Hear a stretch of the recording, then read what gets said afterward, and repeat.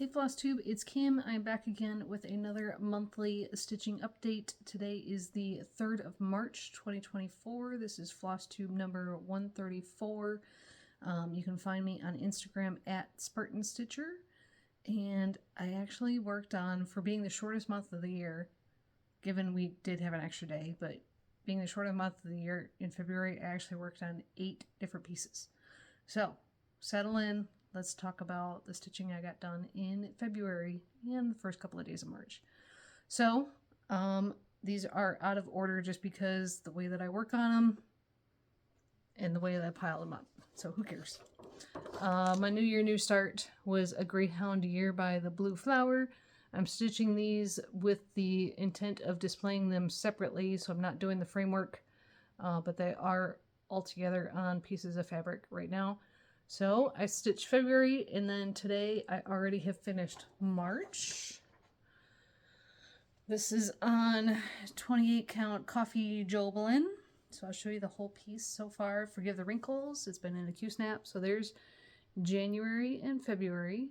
I did change the red, the called for, or the DMC equivalent of the red and the blue in the stars, just to make it more patriotic for President's Day. And you see our little pup is dressed as Abraham Lincoln. And then here is March. Hopefully you can see the raindrops in there. He's got his little raincoat on. Lots more stitching in that one. So each of these up here is the lower 700 stitches per block. This one was almost 800 just because of the water in his big little raincoat. So we now have 3 months complete. And then come the end of the year, I will cut these apart and have one frame to swap them out of. So that is a Greyhound Year. And next in my stack, I have my Focus on a Finish for the Year. This is Friends Forever by Ann Stokes, Retired Haid. I had just over 42,000 stitches remaining in this one down in this corner. So it's all viewable in the Q-snap. I did all the park threads for January. For February, I decided to start Extreme Cross Country, so doing color by color. And I told you that black was going to last a couple of months, and it has. I have already stitched over 530 10 stitches for March already, because it was easy. So the black I did in February was a big chunk of this part over here, and then pretty much everything you see here, with 500 of this down here being towards March. So I will keep stitching black. I will not quite finish the black by the end of March. So I'll have a little bit of black left to do in April, and then go on to, I believe it's 33.71. If not, then it's 37.99 as the next most used color. But these two pieces are just going to come around over here. Pieces of black. So that is your update on Friends Forever. Working on it daily for the first half of the month or so to get those 3,500 stitches. So there's my progress there for February. We'll see a finish in December on that one. And then for the first quarter of the year, for the Full Coverage Fanatics Seasons, quarter 1 stitch along, because these are winter colors, I've been putting in at least 2,010 stitches each month on Kindred Spirits by Jody Bergsma. And I am down here in the Gray Horse's Neck. So for February, I put in 2,310 stitches. I have not picked it up yet for March, so hopefully we'll get the page finish, and it's off the frame this time so you can see the whole thing. So there you go. There is the whole piece. And then let me show you a close-up of the page so far. So there is some white stitches down in there that are hard to see, and hopefully for March I will get this page done. So that is Kindred Spirits. I forgot Friends Forever is on 25 count Lugana ungridded. This is 25 easy count. I'll roll that up later. And then before the next full coverage for the next stitching event, I started on the next page on Friends Forever by Tilton Crafts. Artwork by Daniel Kordick, and I was going into the second page of this row for Hermione's hair. So I did a few pages, or a few days on it, then went to another piece that I'll show you next, and then returned to this one to finish the page. So 5,500 10 stitches for the month. Let me take this off so you can see the whole piece. And there you go. There is the entire piece so far. I think my goal on this one was 2 pages for the year, so we're not done yet. There is a close-up on the page for Hermione's hair and Professor Slughorn's shoulder and arm. 35 colors in this one, stitched on 25 count easy count. So that was my only page finish for February, but hopefully we'll make up for it in March. And then I worked on, for Full Coverage Fanatics, their monthly event was a week on your biggest full coverage piece. For me, that is Supersize Animal Totem Max Colors by Ciro Marchetti. And I had 2 pages with the horse's face done, and my girls chose for me to start the page with the feather. I wanted to start down here, the page to start with the bison, but you know,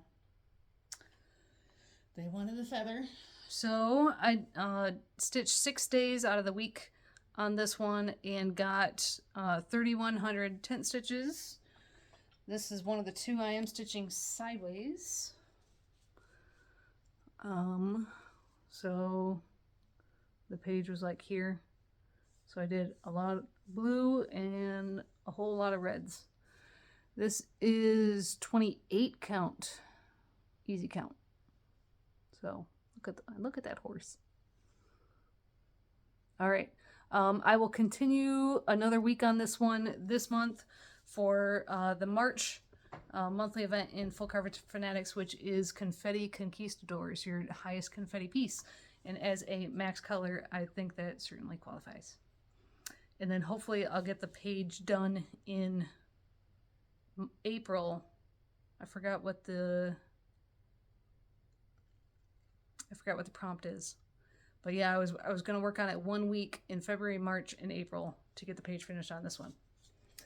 Goal on it is only 1 page, so we'll see. We'll see if it gets any more help after, any more progress after I get that page finished. Okay, and then after that, I pulled out the 3rd piece from last year that I had not touched. This is Templar Prophecy by Long Dog Samplers. And again, I am altering this one so that the 3 sections you see that are stitched in the negative space, where you stitch the background instead of the actual motifs, I am flipping those. So it takes a little more brain power to figure it out. I had this first row complete, and I had started up here on this negative section. So I forgot how many days I put on it, but 1,500 stitches. This is 32 count Silvery Moon Lugana. And I am using the unlabeled floss in 3 colors of blue that I got from a elderly stitcher. I think it's Bucilla floss. So there's the whole thing so far. I'm holding off on stitching that Celtic knot border on this side for now. I want to get the main part of the design done to see if I have enough floss and see if I want it up there. So let me zoom in on the section I worked on. So I finished this motif right here, started this little zigzag, did 1 bunny rabbit. There's going to be another bunny rabbit over here. And then this dark blue is a dragon claw for the dragon that's perched on top of it. Took a little bit of brain power to figure out, because this is a transition point, if you will, between the negative section and stitching the motifs again. And I had to make sense of, since I'm changing colors, which part was the dragon claw and all that. So 1,500 stitches on this one. I will be working on this again, hopefully later on in the year, because I wanted to get that page done and it is not done yet. So it was good to actually work on that one. And then my other daily piece. So once I finish my 3,500 stitches per month on Friends Forever, I'm working on my oldest non-full coverage piece, which is Modern Folk Embroidery's Four Seasons Sal. I got over 1,700 stitches in it this month for February. I have surpassed my goal of working on it 12 days, but I kind of alluded to the fact last month that that was going to change, because if I work on it a little bit each month, how close to the finish can I get? Well, I did the math. And if I can keep around 1,700 stitches per month, it will see it to a finish by the end of the year. So that means I'll finish my oldest full coverage, my oldest non-full coverage, which I think is pretty cool. So there we go. This is 28 count Monaco that I dyed myself. I finished up this motif down here, and then I finished up this triangle, and this one. I think all three of these. I finished up all three of these and then started on the border for summer. So I will be moving this on the Q-snap so I can access the whole piece. We'll hide this part from now on, but I wanted to show you what it looked like. So that is Four Seasons Sal. Hopefully getting a finish this year. And then I had a leap day start. Now, unlike some people, I did not start this with the intention of trying to have it finished by next leap day. This is just, hey, it's leap day, let's have a special start. Because it is a smaller height, it's 350 by 479, but I have other stuff to do. I don't want to put pressure on to finish a new piece. So this is Midnight Munchies color expansion. So this is one that I requested to be recharted with 125 colors. That's the same number of colors that Museum Shelf has. And then a friend of mine, I asked him what corner to start in, and he chose down here. So we're gonna see the cookies first. And so I only worked on it on leap day, that one evening. And the beautiful part is that the last, you know how there's partial pages on the last row of pages? It's one stitch high, 36 or 39 stitches across. So I've already got a partial page finish. And so I put in 455 tent stitches just that one night so far. So we're not much to look at, but there you go. There's the table, and you can see the darker part is going to be the shadow of the plate. So 455 tent stitches on that one. All right. If I counted right, that is all 8 whips. Plans for March. I already told you I'm going to be working on Animal Totem for Confetti Conquistadors. I'll go for that page finish on Kindred Spirits. Keep working on full coverage or Friends Forever, Four Seasons Sal. I want to put more into that new start, Midnight Munchies. I also, another reason to start it, not just because of Leap Day, is because it was my friend Debbie's birthday. She's a Leap Day baby. She also started a Randall Spangler. She's doing one of, you know how he's got the dragon books? Like the shelf of dragon books. Well, she cropped out and is just doing one, but it's from the supersize chart. So I think it's going to look excellent. So she's doing one of those. She's not on Flosstube. And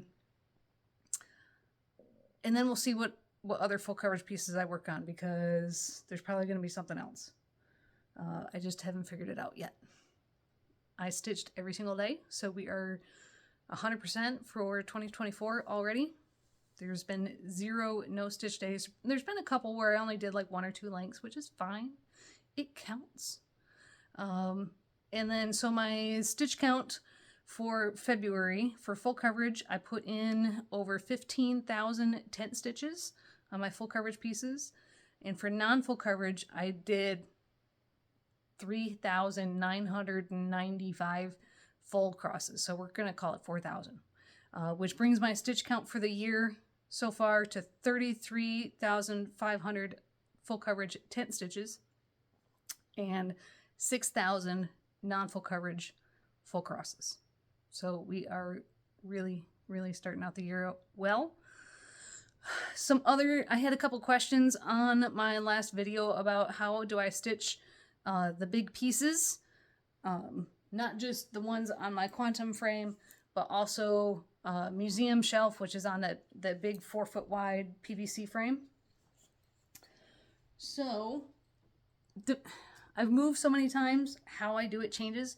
I always use what I have around the house, okay? Make it easy. Don't make it too difficult. Let me pull up my Dropbox.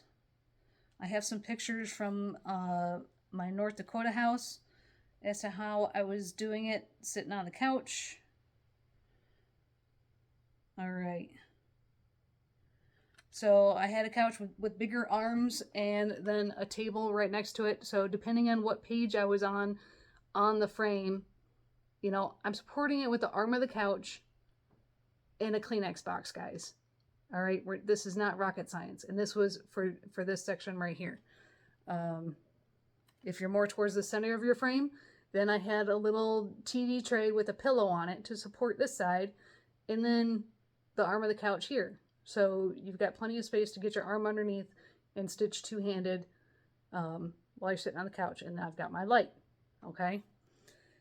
If you're stitching on the other end of the piece, well, then you've just got more supported by that TV tray and pillow, and the other end still on the arm of the couch, okay? When I was living at my parents' house, when I was stitching on the big pieces, I sat at the dining room table, and I would have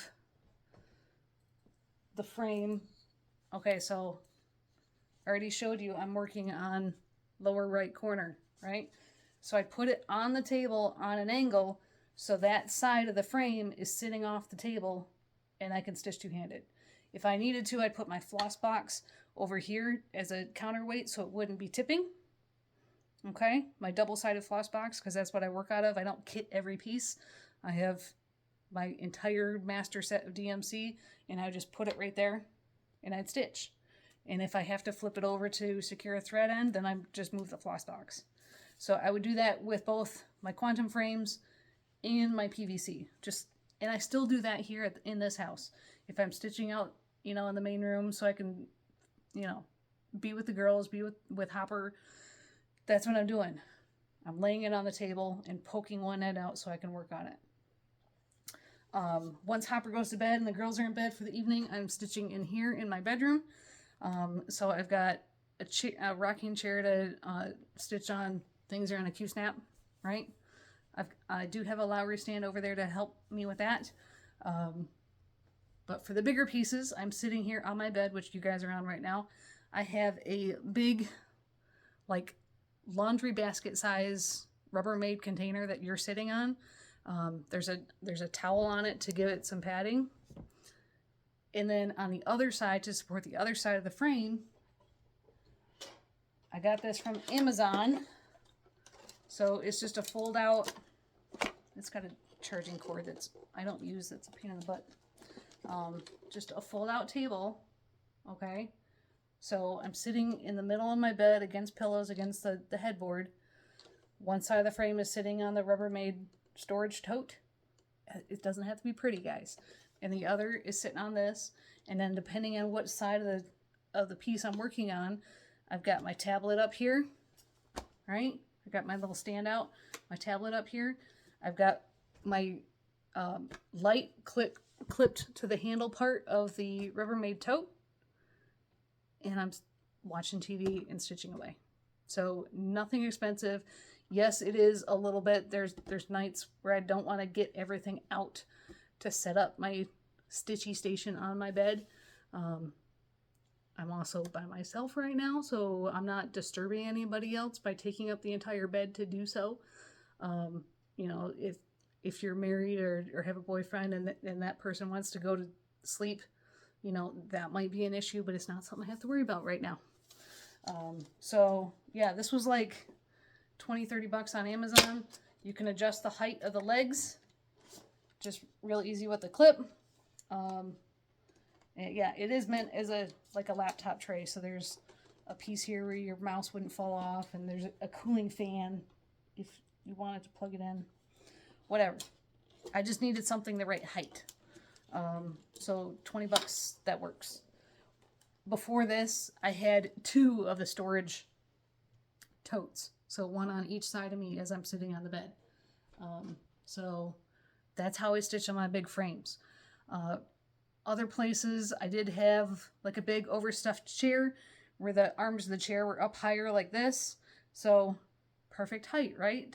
If you're, you know, however, what section of the fabric you're working on, you could support it right on those arms of the overstuffed chair and stitch away. Or I have used like the Lowry on one side and then support the other side with the arm of the chair as well, if you need a little more space. So just look around your house, see what works. You don't have to spend a fortune on big frames. You know, I like being economic, so this is what works for me. The other question that I got is, how do you stitch sideways on a piece? Because I told you that both Animal Totem and US Travel Shelf are being stitched sideways, but they're being stitched sideways differently. This is hard for me to explain. Let me see if I can show you. I'm going to bring up a little piece of Animal Totem.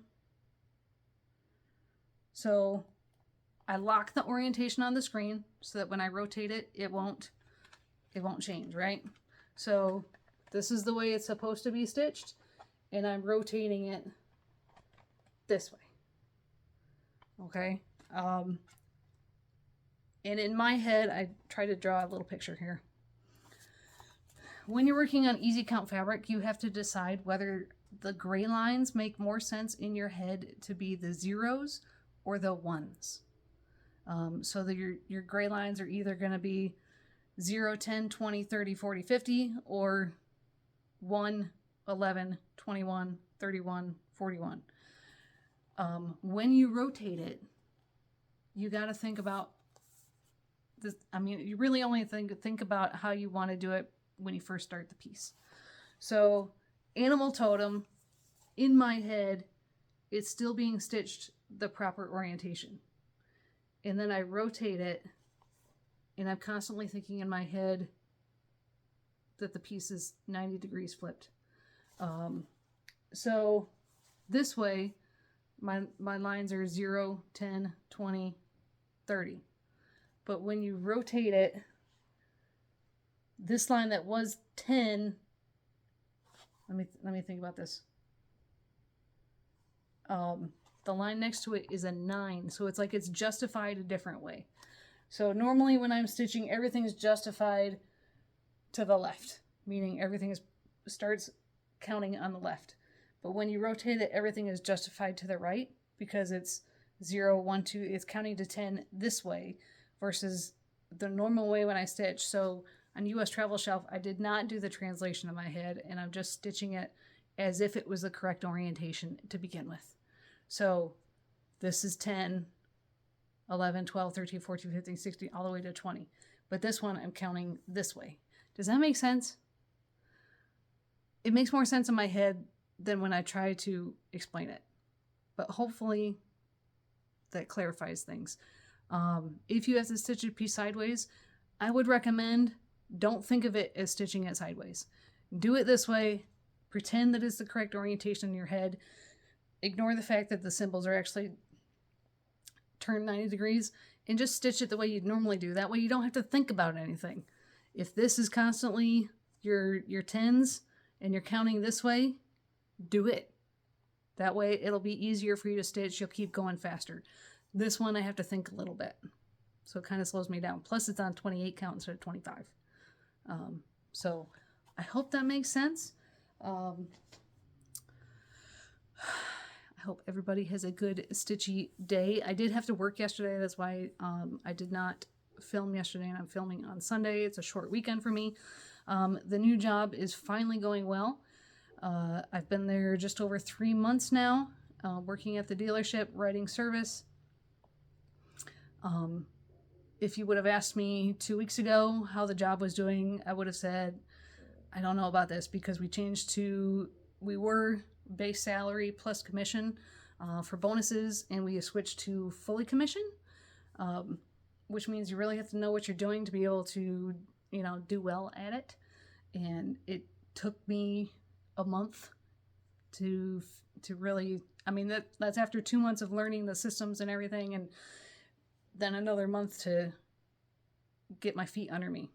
So if I have calculated my pay right, I think I'm going to be making more for this upcoming paycheck than I was at Penske. But also working commission, it entirely depends on what kind of jobs are coming in. We do not push getting unnecessary work on your car. We do not. I absolutely do not want to do that. It makes me feel slimy. But there are, based on your car's manufacturer, recommended services that should be done. However, the different mileage intervals or time intervals if you're not driving a lot, putting a lot of miles on your car. So I try to create a good relationship with my customers and understand where they're coming from, focus on what their priorities are, but also make sure they have a good, reliable car. And taking care of their safety. And for every $1 spent on preventative maintenance services, it's been proven that you're saving $8 worth of broken down car repair costs. Okay, so just a little PSA out there for you. Take care of your car and it will take care of you. So I hope everybody is doing well. I have surpassed 3,000 subscribers, so thank you to everyone who has joined me. I also, like I told you, I monetized the channel. I saw for the month of February, being completely honest with you guys, I think I made $29 worth of ad revenue. So, I'll put that in a jar and save it up for framing stitching pieces. That sounds good to me. So thank you guys. Thanks to those who gave me feedback on the thumbnails. I will continue to make thumbnails to show what pieces I worked on that month. And I hope everybody has a good stitching March. It is my birthday month. So on the 26th, I will be turning 43 years old. And we'll see what happens this month, guys. All right. I'll catch you probably the beginning of April. All right, guys. Bye.